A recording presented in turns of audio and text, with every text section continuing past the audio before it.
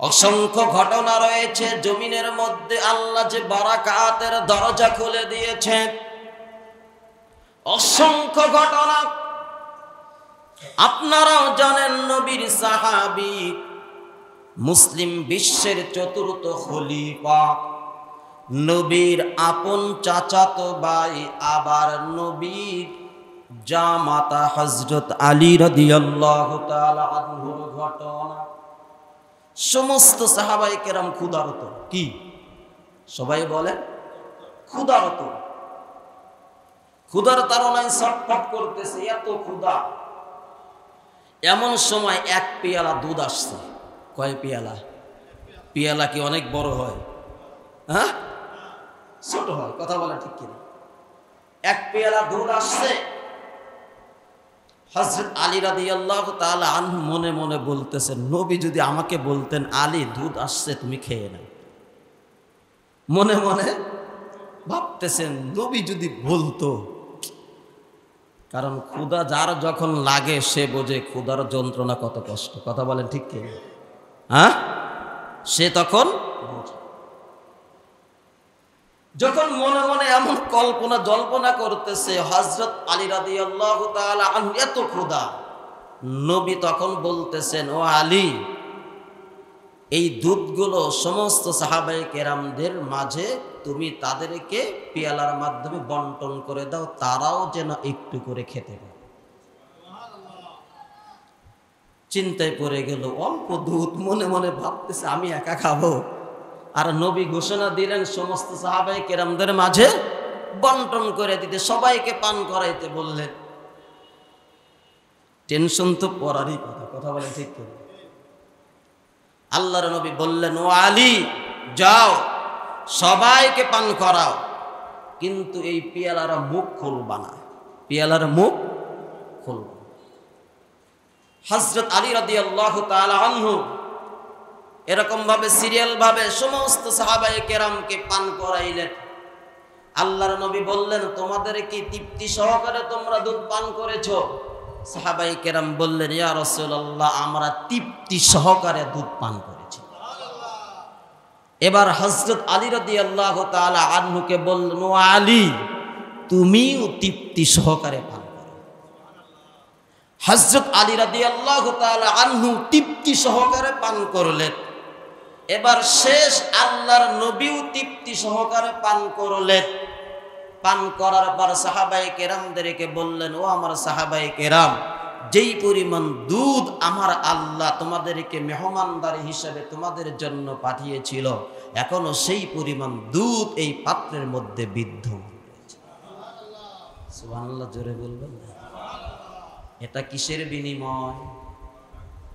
এটা কি? সেই জন্য আল্লাহ বলতেছেন, আমানু ওয়াত্তাকাউ লাফাতাহনা আলাইহিম বারাকাতিম মিনাস সামাই ওয়াল আরদ। তোমরা যদি ঈমান আনতে পারো আর তোমরা পরহেজগারিতা অবলম্বন করতে পারো, আমি আল্লাহর আদেশ অনুযায়ী তোমাদের জীবন হায়াতকে তোমরা পরিচালনা করতে পারো, আমি আল্লাহর যেই জিনিসের উপরে নিষেধ করেছি ওই নিষেধাজ্ঞা জিনিসগুলো থেকে তোমরা যদি বিরত থেকে তোমাদের হায়াত পরিচালনা করতে পারো, আমি আল্লাহ আসমানের সবগুলো বারাকাতের দরজা, জমিনের সবগুলো বারাকাতের দরজা আমি আল্লাহ তোমাদের জন্য খুলে দেব। দেখেন, আমাদের সমাজে অনেক মানুষ আছে, হাজার হাজার কোটি টাকার মানুষ, এরপরেও তৃপ্তি হয় না। আছে না নাই? কথা বলেন না কেন? হ্যাঁ, হাজার হাজার কোটি টাকা, এরপরেও তৃপ্তি হয় না।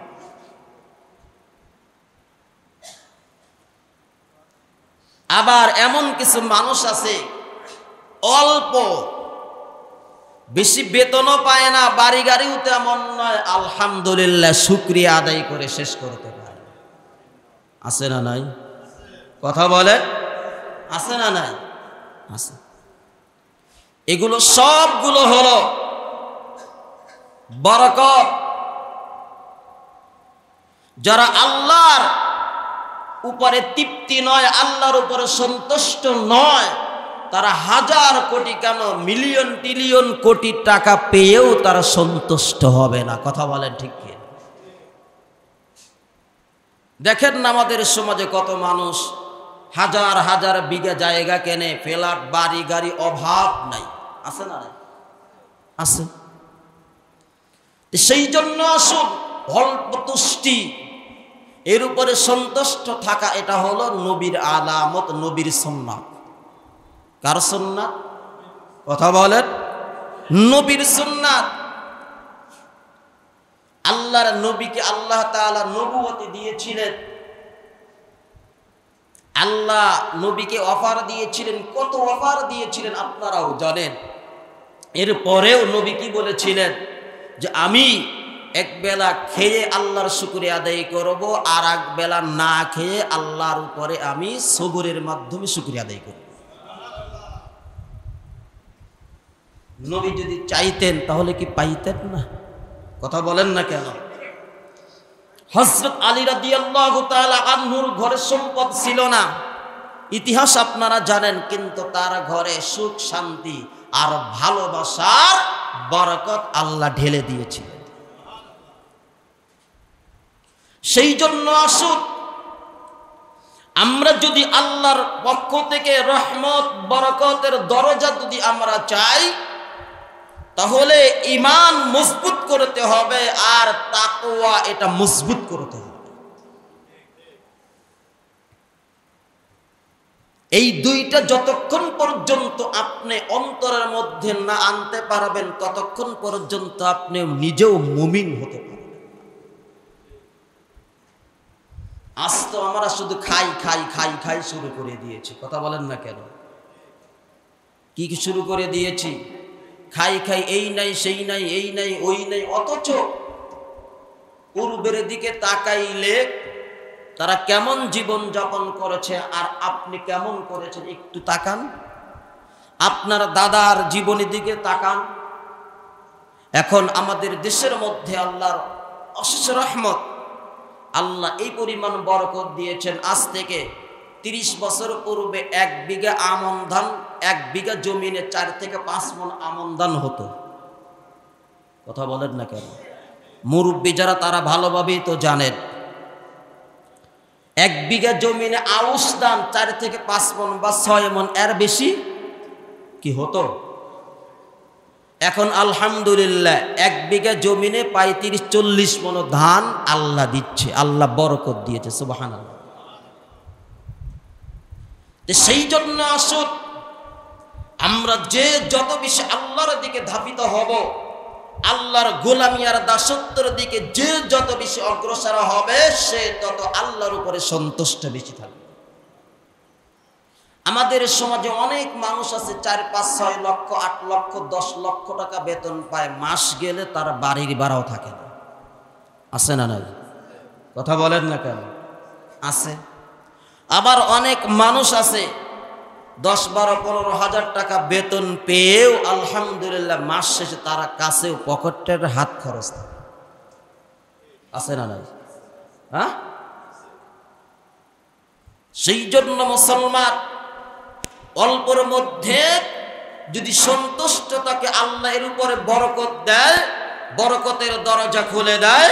আর বেশি পেয়েও যদি সন্তুষ্ট না থাকে, আল্লাহ ওই বান্দার উপর থেকে আল্লাহ বরকত রহমতের দরজা উঠায় আনায়, যার কারণে হাজার কেন মিলিয়ন টাকা বেতন পেয়েও সে খুশি থাকতে পারবে না।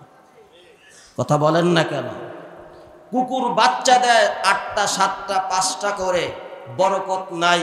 গাভী বাচ্চা দেয় বছরে একটা, কোন গাভী 2 বছরে একটা।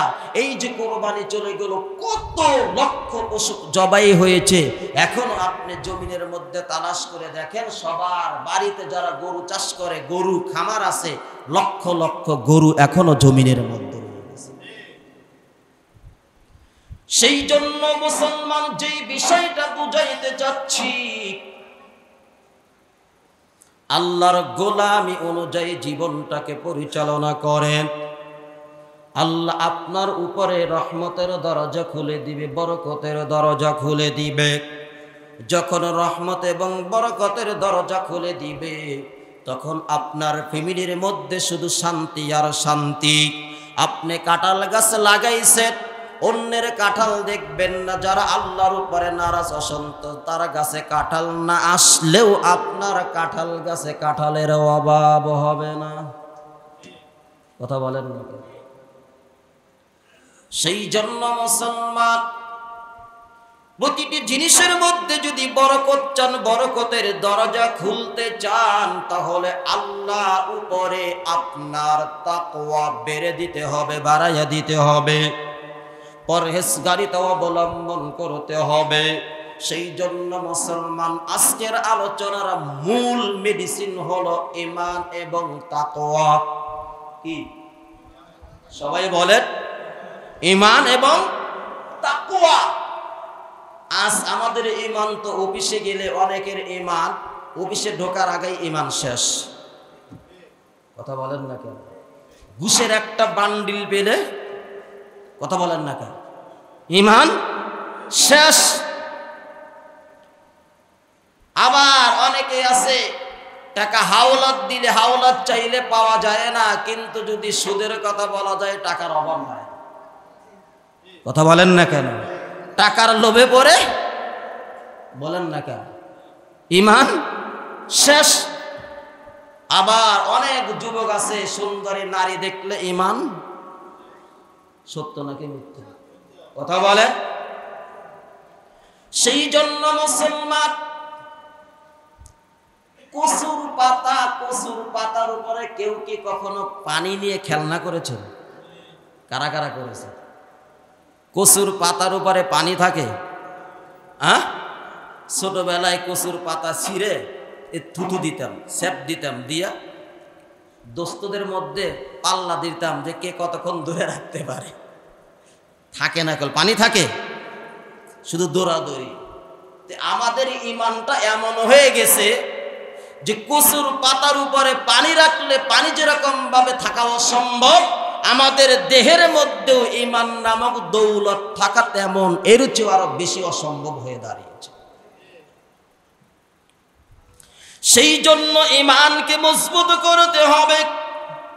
টাকার পিছনে পড়ে ঈমানকে ধ্বংস করা যাবে না, ঈমানকে নষ্ট করা যাবে না। সুদের পিছনে পড়ে ঈমানকে নষ্ট করা যাবে না, ঘুষের পিছনে পড়ে ঈমানকে নষ্ট করা যাবে না, জেনা ব্যভিচারের পিছনে পড়ে ঈমানকে নষ্ট করা যাবে না, অশ্লীলতা, বেহায়াপনা, লালিল্যপানার পিছনে পড়ে ঈমানকে নষ্ট করা যাবে না।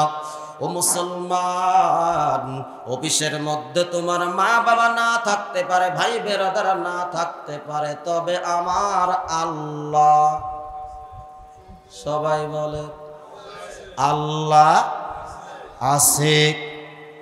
সেই জন্য আসুন আল্লাহর ভয়কে অন্তরে ঢোকান।